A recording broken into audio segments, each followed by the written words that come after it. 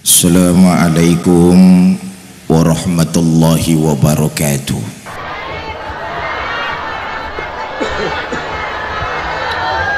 Bismillah walhamdulillah, salatu wassalamu ala rasulillah Sayyidina Muhammad ibn Abdullah wa ala alihi wa sahbihi wa mawala, amma ba'du.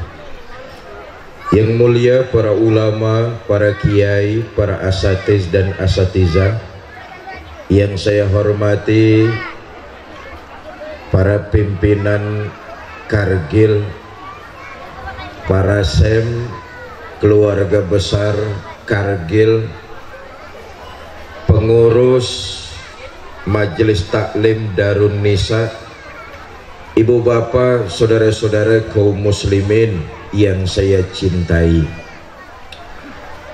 Manusia adalah makhluk sosial yang harus bermasyarakat. Karena itu kita hidup harus bergaul. Siapa dan betapapun kita tidak bisa hidup sendirian. Kita perlu orang lain dan orang lain perlu kita. Iya Bu? Iya Bu? Apaan? Sok tahu. Siapa dan betapapun kita perlu orang lain dan orang lain perlu kita. Itu sebabnya Quran mengajarkan, manusia, hiduplah kalian di permukaan bumi ini harus bergaul. Lita'arofu, bergaullah kalian. Saudara, yang namanya bergaul bukan cuma orang yang harus ngerti perasaan kita saja, tapi juga kita mau belajar untuk mengerti perasaan orang lain. Itu namanya bergaul tuh. Kalau bergaul orang saja disuruh mengerti perasaan kita, itu namanya egois. Bergaulnya nanti baper, seneng bercanda, dibecandain marah. Seneng ngebanyol, dibanyolin ngambek. Ada orang sini yang kayak begitu? Ada? Yang mana orangnya?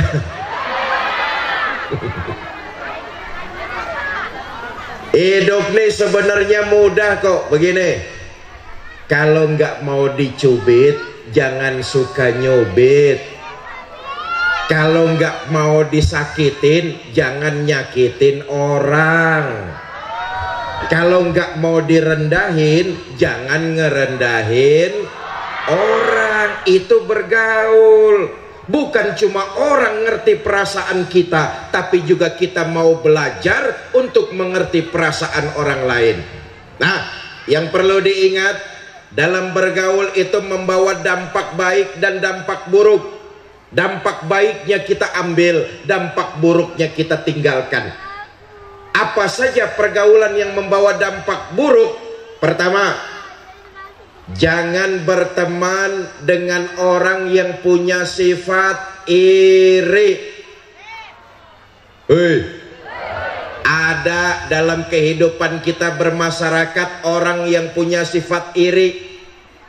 Nggak seneng kalau orang lain lebih sukses, nggak suka kalau orang lain lebih berhasil. Banyak di sini. Menang lah.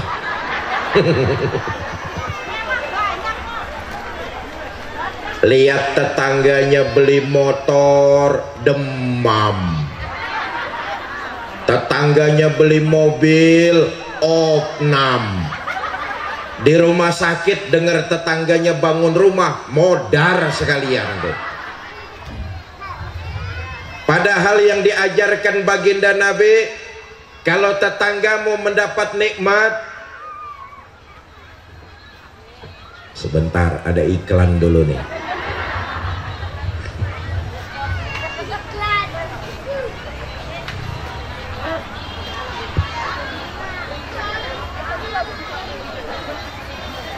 Matur suwun Mas. Sampai mana saya ngomongnya tadi tuh? Yang diajarkan baginda Nabi, kalau tetanggamu dapat nikmat, dia senang, kamu ikut merasakan kesenangannya. Ini yang diajarkan agama Islam. Ini yang diajarkan baginda Nabi. Tetangga senang, dia dapat nikmat, kita ikut merasakan kesenangannya juga. Tetangganya beli motor baru, alhamdulillah, tetangga saya beli motor baru, kapan-kapan kan saya bisa minjem. Betul apa enggak? Tetangganya dapat nikmat beli mobil baru, alhamdulillah, tetangga saya beli mobil baru, kapan-kapan kan saya bisa minjem. Tetangganya punya istri baru, nggak boleh, yang ini nggak boleh. Yang diajarkan Nabi, kalau tetanggamu dapat nikmat, dia senang, kamu ikut merasakan kesenangannya. Tapi kalau tetanggamu mendapat musibah, dia terkena bencana, merasa kesulitan, kamu ikut merasakan kesulitannya juga. Hari ini sudah 2 bulan. Saudara-saudara kita di jalur Gaza, mereka sedang tertimpa bencana kemanusiaan, dibombardir oleh Israel. Mereka susah, kita ikut merasakan kesulitannya. Minimal kita mendoakan mereka supaya diberi kesabaran dan kemenangan oleh Allah Subhanahu wa ta'ala. Itu yang diajarkan baginda Nabi. Kalau tetanggamu mendapat nikmat, dia senang, kamu ikut merasakan kesenangannya. Ini kadang-kadang kita balik. Kalau tetangga senang, kita susah. Tetangga dapat promosi di kantornya, kita yang angel. Angel apa angel? Ada saja dalam kehidupan bermasyarakat orang yang punya sifat iri. Ini penyakit hati. Kenal saja dengan orang yang macam itu boleh, tapi berkawan akrab jangan. Apa sebab? Penyakit hatinya kita khawatirkan menular kepada diri kita. Kenal boleh, tapi berkawan akrab jangan. Jelas? Yang kedua, hindari dalam pergaulan berkawan dengan orang yang senangnya bohong. Apa bohong itu? Memanipulasi kebenaran demi kepentingan dirinya sendiri. Memanipulasi kebenaran demi keuntungannya sendiri. Orang lain yang bekerja, orang lain yang peras keringat banting tulang, orang lain yang berkarya, karyanya diakuin, padahal dia nggak ngapa-ngapain. Nih bohong nih.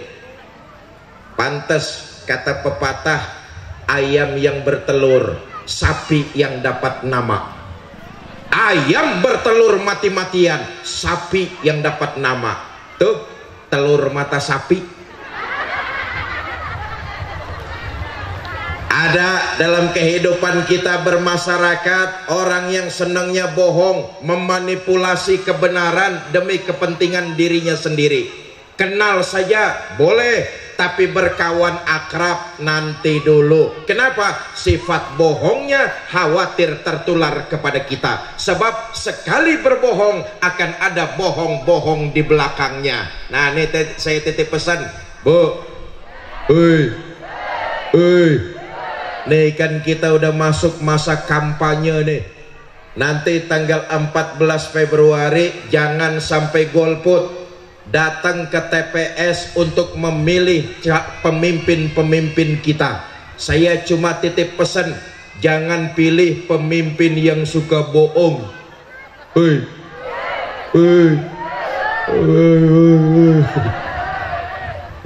Memanipulasi kebenaran demi kepentingan pribadi. Kenal saja boleh, tapi berkawan akrab jangan. 2. Yang ketiga, hindari dalam pergaulan berteman dengan orang yang senangnya ngomong melulu. Apaan saja dikomentarin, apaan saja diomongin. Orang semacam ini nih nggak bagus dalam pergaulan. Sifatnya terlalu terbuka. Ada di tengah-tengah masyarakat kita orang yang senangnya ngomong melulu, apaan saja dikomentarin. Bu, beginilah, kita hidup bermasyarakat tentu nggak akan lepas dari komentar orang lain. Betul apa enggak? Jangankan kita berbuat salah, kita berbuat baik saja, kita nggak akan lepas dari mulut usil orang lain. Pasti ada yang ngomongin kita, pasti ada yang ngomentarin kita. Sebab itu saya titip pesan, terutama pengurus Majelis Taklim Darun Nisa, selama kita berjalan di atas nilai kebenaran, nggak usah terlalu repot dengerin omongan orang. Berjalanlah sesuai dengan jalan kebenaran, maju terus, pantang surut, mundur ke belakang. Apalagi saya titip pesan nih, nih kita desa apa ini mas? Hah? Kluwin ya. Adik-adik saya, para remaja, para pemuda Kluwin Rayon 2, para pemuda, saya titip pesan, selama kalian berjalan di atas nilai kebenaran, nggak usah pusing dengerin omongan orang. Teruslah berbuat, jangan pernah takut salah berbuat dalam kebenaran. Andai kata kalian salah berbuat dalam kebenaran, itu masih lebih baik daripada kalian tidak pernah salah karena tidak pernah berbuat. Saudara baca Quran salah masih lebih baik daripada saudara tidak pernah salah karena tidak pernah membaca Al-Quran. Saya dong baca Quran nggak pernah salah. Bacanya kapan? Nggak pernah. Matamu soek. Sebagai anggota masyarakat, tentu apa yang kita lakukan nggak akan lepas dari komentar mulut usil orang lain. Dulu ketika saya mondok di Jawa, abah saya tuh pernah ngajarin saya begini. Allah yarham, abah saya Ki Haji Zainuddin MZ pernah ngajarin saya nih, Bu, ibu kenal Pak Ki Zainuddin? Kenalan di mana sampean? Kenal. Abah saya pernah ngomong begini, Fikri, kalau ada 10 orang, 1 orang ngomongin kamu terus, nggak usah terlalu dipikirin. Saya bilang, kenapa bah? Masih ada 9 orang yang seneng sama kamu, yang 1 orang nggak usah didengerin.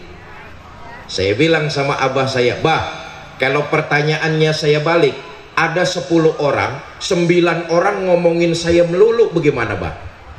Kata abah saya, nggak usah juga kamu pusingin. 9 orang yang ngomongin kamu terus, kalau kamu pikirin TBC. Betul apa enggak? Kan masih ada 1 yang senang sama kamu, yang 1 saja rawatin. Itulah gambaran kita dalam kehidupan bermasyarakat. Apa yang kita lakukan, apa yang kita kerjakan, pasti nggak akan lepas dari mulut usil orang lain. Jangankan kita berbuat salah, kita berbuat baik saja, orang banyak yang ngomongin. Nah, saya ingin mengajak, daripada kita ikut ngomentarin orang lain, Bu, kalau kita diomongin sama orang, yakinlah sesungguhnya sedang transfer pahala. Pahala kita ditambah, dosa kita dikurangin. Pahala kita ditambah, dosa kita dikurangin. Karena itu saya ingin mengajak, biarkan orang lain ngomentarin kita, yang terpenting adalah kita jangan ngomentarin orang itu juga. Daripada kita ngomentarin orang itu, saya ingin mengajak kepada ibu dan bapak, pertama, basahkan lisan kita dengan memperbanyak kalimat istighfar. Nabi kita Muhammad sallallahu alaihi wasallam, satu-satunya manusia yang dosanya sudah mendapat jaminan ampun, tapi sejarah mencatat Nabi itu istighfarnya sehari semalam nggak kurang dari 100 kali. Itulah keutamaan istighfar, penghancur, pelebur, peluntur dosa dan kesalahan yang tiap saat kita lakukan. Daripada kita ikut ngomentarin orang lain, lebih baik basahkan lisan kita dengan istighfar. Astaghfirullah Rabbal baraya, astaghfirullah,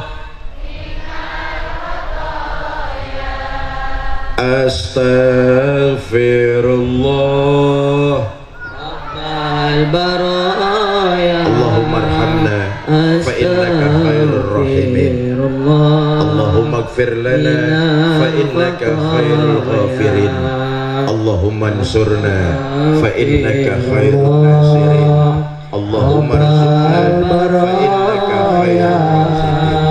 Astaghfirullah minal khataya. Bapak Ibu, saudara-saudara kaum muslimin yang saya cintai, tadi saya katakan pelebur, peluntur dan penghancur salah dan dosa yang tiap saat kita lakukan.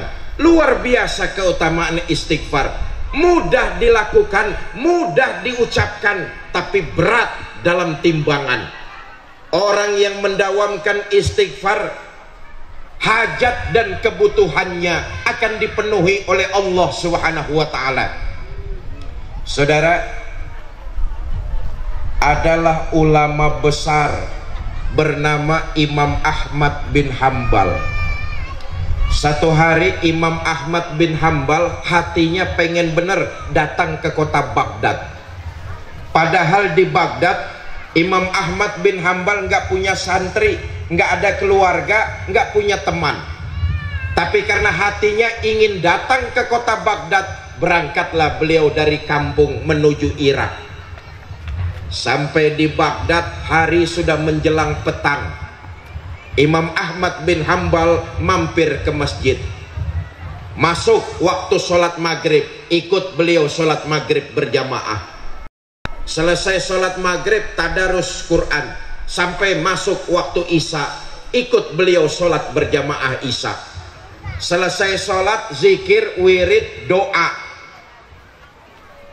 Habis doa, Imam Ahmad bin Hambal melepas jubahnya, melipat sorbannya, dijadikan bantal. Imam Ahmad bin Hambal ingin istirahat sebentar di dalam masjid. Tiba-tiba datang marbot masjid. Marbot apa bahasa sininya tuh marbot? Hah? Takmir. Sama ya, marbot juga. Datang marbot masjid. Kata marbot, Pak, jangan tiduran di dalam masjid. Masjid tempatnya orang sholat. Kata Imam Ahmad bin Hambal, maaf mas, saya ini musafir datang dari jauh. Saya mau istirahat sebentar saja di dalam masjid. Kata marbot, nggak boleh. Sholat isya sudah dikerjakan. Sekarang jamaah sudah pada pulang. Sebentar lagi lampu saya akan matikan. Pintu saya mau kunci. Bapak kalau mau istirahat keluar, jangan tidur di dalam masjid. Imam Ahmad bin Hambal dimaki-maki marbot. Marbot suwe. Keluar Imam Ahmad bin Hambal dari dalam masjid. Di tepian jalan beliau celingukan. Nah, celingukan apa bahasa sini celingukan? Hah? Lola, lolo. Bingung. Imam Ahmad bin Hambal di tepian jalan, beliau bingung. Wajar beliau bingung. Kenapa? Di Baghdad beliau nggak punya teman, nggak ada keluarga, nggak punya santri. Bingung. Tolah, toleh, lola, lolo, pelanga. Ya terusin aja sendirilah. Lagi tolah toleh di pojok masjid ada orang jualan martabak, dipanggil, Pak sini. Dihampiri sama Imam Ahmad bin Hambal. Kata pedagang martabak, Pak kelihatannya bapak bukan orang sini ya. Oh, bapak ngapain kesini? Nggak tahu, hati saya dari kampung ingin bener datang ke kota Baghdad, tapi sampai sini saya nggak tahu mesti ngapa-ngapain. ibaklah pedagang martabak. Kata pedagang martabak, ya sudah, kalau bapak nggak punya tujuan, lebih baik nanti nginap saja di rumah saya. Senang Imam Ahmad bin Hambal. Kata pedagang martabak, senangnya nanti aja pak, sekarang bapak temenin saya jualan martabak. Saudara, ulama besar sekelas Imam Ahmad bin Hambal dimaki-maki marbot nemenin orang jualan martabak. Sepanjang nemenin pedagang tersebut, Imam Ahmad bin Hambal kagum. Tidak ada sekata pun kalimat yang keluar dari bibir pedagang tersebut sia-sia kecuali kalimat istighfar. Selesai berdagang pulang, diajak Imam Ahmad bin Hambal nginap 3 hari 3 malam di rumah orang tersebut. Selesai menginap 3 hari 3 malam, Imam Ahmad bin Hambal pamit mau pulang. Pak, terima kasih, saya sudah dikasih nginap di rumah bapak. Selama 3 hari saya nginap di rumah bapak, tidak ada satu kalimat pun keluar sia-sia kecuali untayan kalimat istighfar. Pak, maaf, kata Imam Ahmad bin Hambal, apakah bapak sudah lama mengamalkan kalimat istighfar? Kata pedagang tersebut, ya belum terlalu lama sih, baru juga 20 tahun. Makin penasaran Imam Ahmad bin Hambal. Selama 20 tahun bapak ngamalin istighfar, apa kebutuhan bapak dipenuhi oleh Allah? Pedagang martabak menjawab, walaupun saya cuma jualan kue, kebutuhan dan hajat saya selalu dipenuhi oleh Allah. Memang ada satu keinginan saya yang belum dikabul oleh Allah. Di daerah Anu, saya dengar ada ulama alim, ilmunya luas, muridnya banyak. Saya pengen bener datang ke ulama tersebut untuk silaturahmi, ngambil berkah. Tapi karena dagangan kue yang gak bisa saya tinggalkan, sampai sekarang saya belum juga silaturahmi ke ulama tersebut. Tambah penasaran Imam Ahmad bin Hambal. Kata beliau, Pak, kalau saya boleh tahu, ulama yang belum sempat bapak datangi itu namanya siapa Pak? Dengan jelas pedagang martabak berkata, ulama tersebut namanya Imam Ahmad bin Hambal. Sadarlah Imam Ahmad bin Hambal bahwa yang mengantarkan langkah kakinya datang ke kota Baghdad adalah untayan kalimat istighfar. Bukan cuma itu, Imam Ahmad bin Hambal menginap 3 hari 3 malam di rumah orang yang mendawamkan istighfar. Bu, daripada ngerasane wong, daripada ngomongin orang, mulai saat ini dan seterusnya kita perbanyak kalimat istighfar. Jelas? Jelas? Peluntur, pelebur, penghancur dosa dan kesalahan yang kita lakukan. Daripada kita ikut ngomentari orang segala rupa, lebih baik kita dawamkan kalimat istighfar. Satu. Yang kedua, daripada kita ngomentari orang yang enggak-enggak, lebih baik kita perbanyak pembacaan sholawat kepada junjungan kita baginda Nabi besar Muhammad sallallahu alaihi wasallam. Bersyukur kita kepada Allah dilahirkan jadi umat Nabi Muhammad.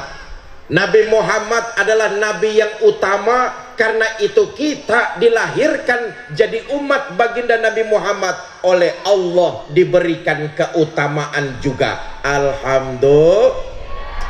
Dalam hadis qudsi Allah menjelaskan, ini haramtul jannata ala sairil umam hatta tadkhulaha ummatuka. Kata Allah, sorga aku haramkan dimasuki umat-umat lain sebelum umatnya Nabi Muhammad masuk lebih dulu ke dalamnya. Alhamdulillah. Kita nggak perlu berkecil hati, walaupun kita ini umat akhir zaman, tapi ditakdirkan oleh Allah jadi pengikut Nabi Muhammad. Kita oleh Allah diberikan keutamaan. Nih, nanti yang datang hari ini nih, di akhirat akan dibangkitkan lebih dulu. dihisab lebih dulu, lewat sirotol mustaqim lebih dulu, masuk sorga lebih dulu, kalau toh mampir ke neraka juga lebih. Ayo aminin lo, aminin lo. Bersyukurlah kita kepada Allah, ditakdirkan lahir jadi umat baginda Nabi Muhammad Sallallahu Alaihi Wasallam. Karena itu wajar dan pantas ketika kita hidup di alam dunia, lisan kita basah dengan memperbanyak bacaan sholawat kepada Nabi Muhammad Sallallahu Alaihi Wasallam. Bapak Ibu, saudara-saudara kaum muslimin yang saya cintai, tidak ada orang yang sukses dunia dan akhirat sebagaimana suksesnya Nabi Muhammad Sallallahu Alaihi Wasallam. Ayo kita lihat sejarah. Nabi itu diangkat jadi Rasul umurnya 23 tahun, umurnya 40 tahun. Betul apa tidak? Nabi diangkat jadi Rasul umurnya 40 tahun. 13 tahun Nabi bertugas di Mekah, 10 tahun Nabi bertugas di Madinah. Artinya masa tugas Nabi cuma 23 tahun. Dalam waktu yang begitu singkat, cuma 23 tahun tugas Nabi, Islam mampu menembus dinding Jazirah Arabia, memasuki kota Persia dan Bizantium, sampai sekarang mewarnai 2/3 belahan muka bumi ini dengan nilai-nilai ajaran agama Islam. Wajar kalau kita hidup di alam dunia ini sebagai ucapan syukur kita kepada Allah, memperbanyak bacaan sholawat kepada Nabi kita Muhammad Sallallahu Alaihi Wasallam. Tentu saya yakin yang hadir semua di sini nih ada 100 orang ini yang hadir, 500 orang, 1000, ya 10.000 campur yang goib di luar sana itu. Saya yakin yang hadir siang ini nih kalau ditanya pasti jawabannya cinta kepada Nabi. Betul apa tidak? Pasti kalau ditanya ngakunya umat Nabi Muhammad, pasti itu. Ayo kita lihat. Bapak Ibu saudara-saudara, rupanya masih banyak di antara kita umat Islam yang baru cuma sekedar pinter ngaku cinta sama Nabi. Masih banyak di antara kita umat Islam yang baru cuma sekedar pintar ngaku umat Nabi. Apa enggak boleh Ustadz? Boleh. Yang namanya ngaku itu murah, mudah, siapapun bisa namanya ngaku.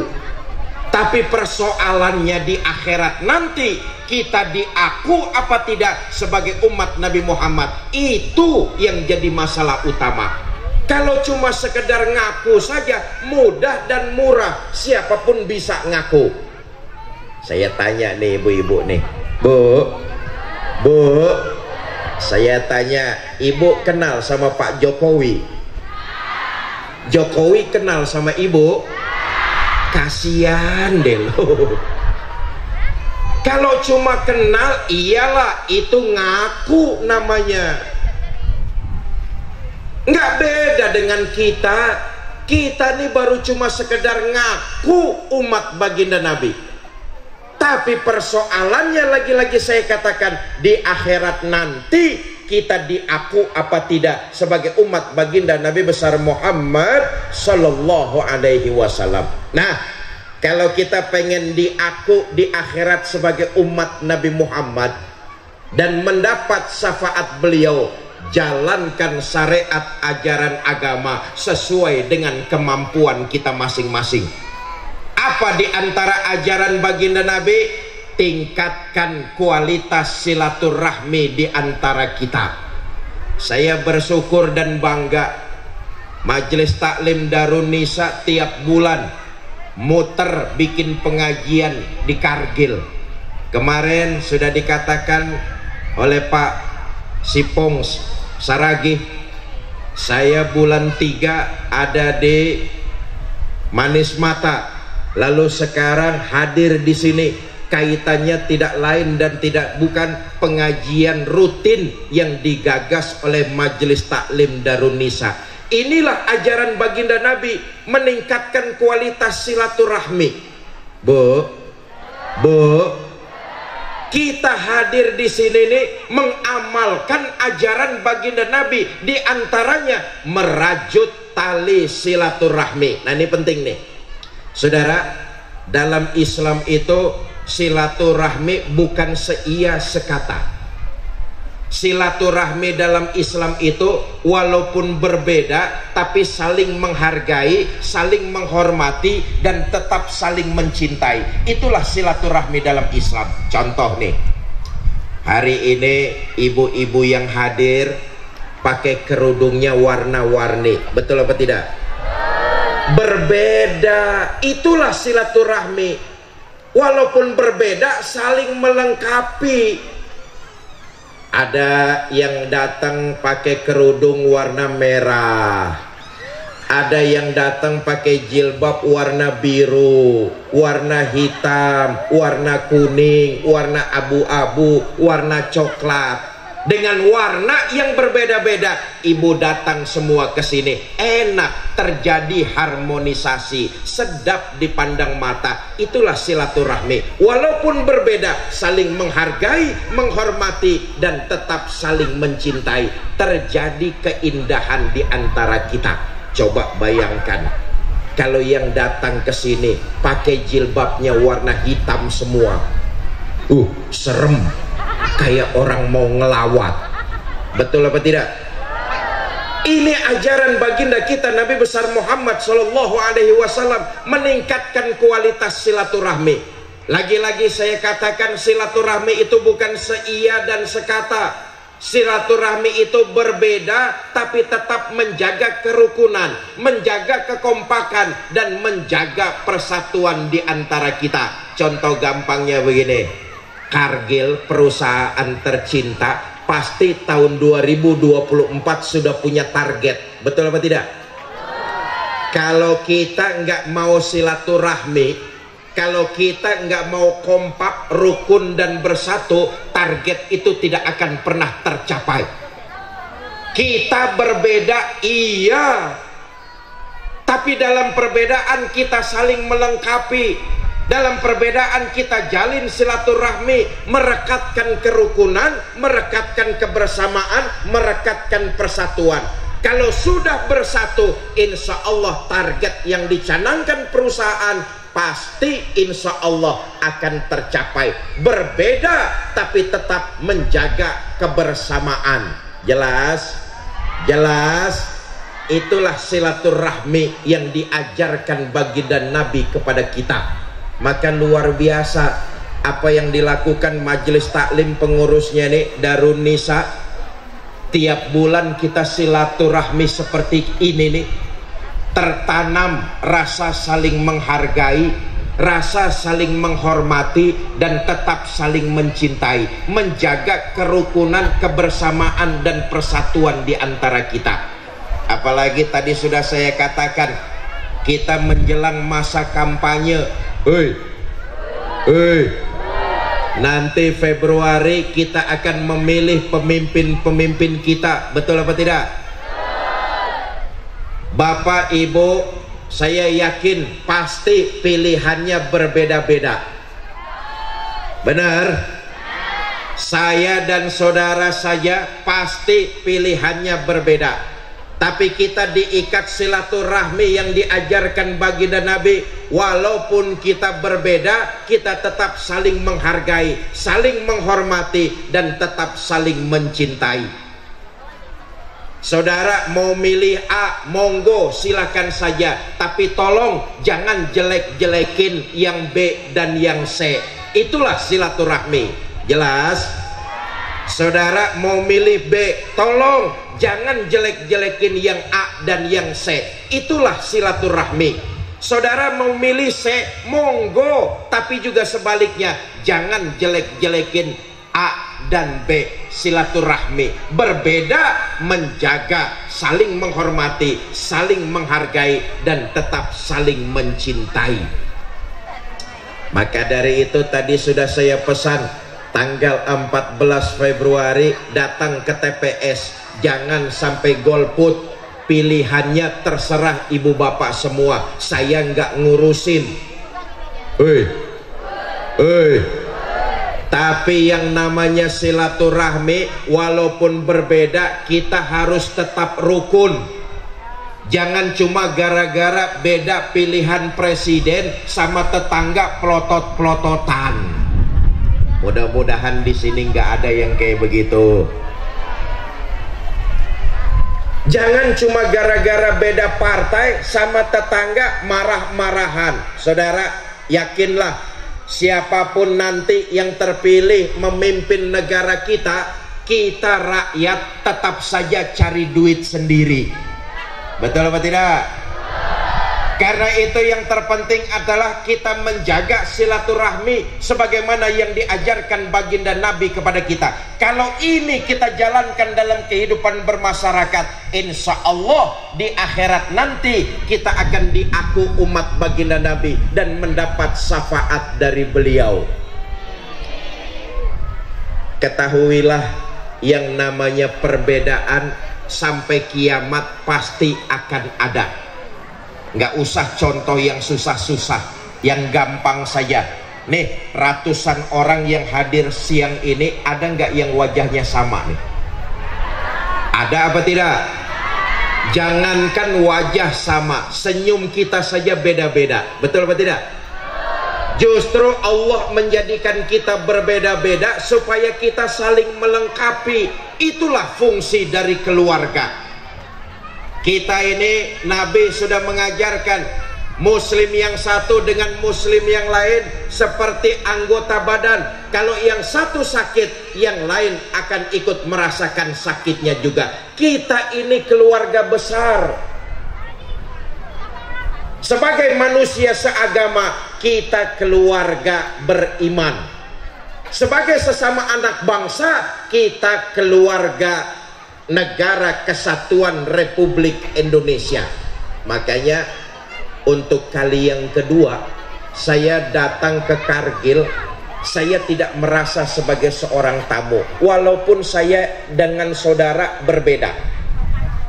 Saya lahir di Jakarta Selatan, ibu bapak lahir ada yang di Kalimantan, ada yang di Pulau Jawa, ada yang di Sumatera. Betul apa tidak? Tempat lahir kita saja berbeda. Tapi karena kita keluarga, sore ini saya hadir di Kargil untuk yang kedua. Saya hadir di sini tidak merasa sebagai seorang tamu. Saya hanya merasa seorang keluarga yang datang ke tengah-tengah keluarganya. Itulah kita sebagai saudara seagama dan sebagai saudara senegara. Menghina saudara sama juga menghina saya. Menyakiti saudara sama juga menyakiti saya. Saya adalah saudara, saudara adalah saya. Di hatiku ada kamu. Asik. Begitulah kita yang diajarkan oleh baginda Nabi. Silaturahmi, semangat itu harus terus kita kembangkan. Laksana anggota badan, kita ini satu tubuh. Laksana keluarga besar, kita ini bagian dari sebuah keluarga. Yang satu melengkapi yang lain, yang satu menguatkan yang lain dalam perbedaan. Karena itu penting, saya ingin tutup kajian ini dengan ajaran baginda kita Nabi besar Muhammad Sallallahu Alaihi Wasallam tentang orang yang menjaga dan merawat tali silaturahmi. Ya, kita memang berbeda, tapi sebagai saudara seagama kita sudah diikat dengan akidah. Iya, kita memang lahirnya berbeda dengan berbeda tempat, tapi kita sudah diikat dengan bingkai Bhinneka Tunggal Ika. Saudara silakan saja partainya mau milih yang mana. Saudara pilihan presidennya pun mau pilih siapa, itu urusan saudara. Tetapi saya titip pesan, jangan sampai gara-gara beda pilihan, beda organisasi, beda partai politik, beda pilihan presiden, menyebabkan kita masyarakat jadi terpecah belah. Kalau kita pengen diaku sebagai umat baginda Nabi, mendapat syafaat beliau di akhirat nanti, ayo kita buktikan dengan terus merawat silaturahmi.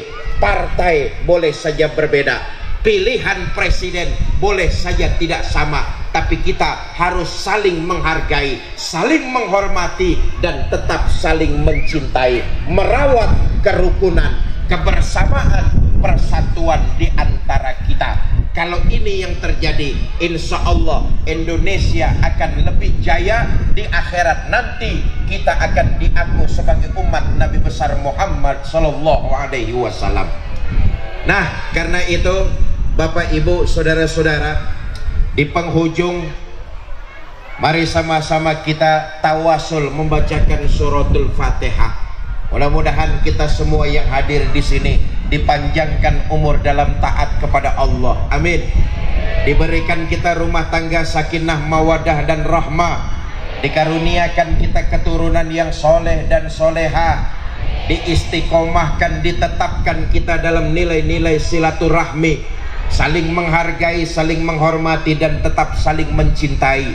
Dan mudah-mudahan seluruh kita diwafatkan dalam kondisi husnul khatimah, mendapat syafaat Nabi kita Muhammad sallallahu alaihi wasallam. Bitilkal niyah al-Fatihah. A'udzubillahi minasyaitonir rajim. Bismillahirrahmanirrahim. Alhamdulillahi rabbil alamin. Ar-Rahmanir Rahim. Maliki yaumiddin. Iyyaka na'budu wa iyyaka nasta'in. Ihdinas siratal mustaqim. Siratal ladzina an'amta 'alaihim ghairil maghdubi 'alaihim waladdallin. Rabbighfir lana wa liwalidayna amin. Astaghfirullahalazim, astaghfirullahalazim, astaghfirullahalazim. A'udzu billahi minasyaitonir rajim. Bismillahirrahmanirrahim. Alhamdulillahi rabbil alamin. Allahumma shalli wa sallim mubarik ala sayyidina Muhammad wa ala alihi wa sahbihi ajma'in. Allahumma aslih man fi salahihi salahul muslimin, wahlik man fi halakihi salahul muslimin. Allahumma sallimna wa sallim dinana wa sallim ikhwanana fi Palestin. Afdalu ma qultuhu ana wa nabiyyuna min qabli, la ilaha illallah.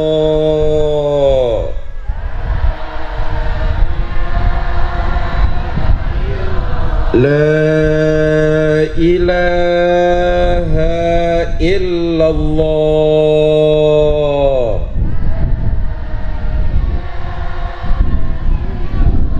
La ilaha illallah.